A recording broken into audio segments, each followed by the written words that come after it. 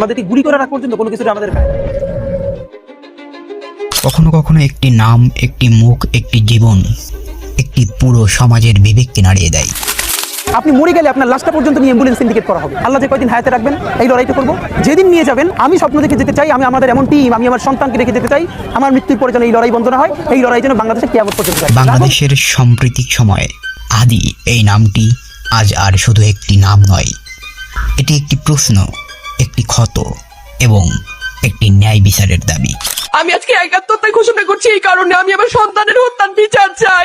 আদি কোনো অপরাধী ছিলেন না, তিনি ছিলেন একজন মানুষ, একজন সন্তান, একজন বন্ধু এবং অনেকের মতে ন্যায় ও ইনসাফের পথে থাকা একজন তরুণ। তিনি অন্যায়ের সামনে চুপ করে থাকতে চাননি, তিনি প্রশ্ন তুলেছিলেন, তিনি সত্যের পক্ষে দাঁড়াতে চেয়েছিলেন। আর ইতিহাস বলে যারা প্রশ্ন তোলে তাদের জীবন প্রায়ই সহজ হয় না। শুধু আমাদেরকে যদি কেউ গুলি করে মেরে ফেলে তাকে যেন ধরে বিচার করা হয়। আপনি যদি আজকে আমাকে, জাবেরকে, আমাদের টিমকে মেরে ফেলেন এবং তার যদি বিচার করতে না পারেন তাহলে নতুন কেউ জন্মাবে না। শুধু এই জন্য তার বিচার করে ফেলতে হবে, আর কিছু স্পেশাল সিকিউরিটি লাগবে না। কিছুদিন আগে আদির জীবন অকালে থেমে যায় একটি হত্যাকাণ্ডের মাধ্যমে, যা আজও অনেক প্রশ্নের জন্ম দেয়। এটি কি ন্যায়সঙ্গত ছিল? এটি কি এড়ানো যেত? এবং সবচেয়ে বড় প্রশ্ন, এই মৃত্যুর দায় কে নেবে? আমরা কাউকে দোষী সাব্যস্ত করছি না, কিন্তু আমরা সত্য জানতে চাই, কারণ ন্যায় বিচার মানে নীরব থাকা নয়।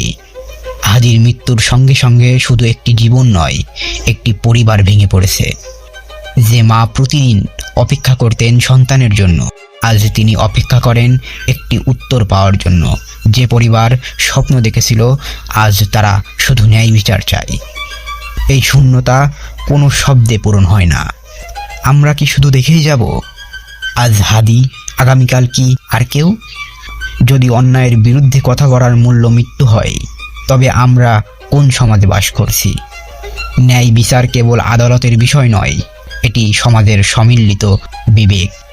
আমরা প্রতিশোধ চাই না, আমরা অরাজকতা চাই না, আমরা চাই স্বচ্ছ তদন্ত, দায়িত্বশীল জবাবদিহিতা এবং ন্যায়সঙ্গত বিচার।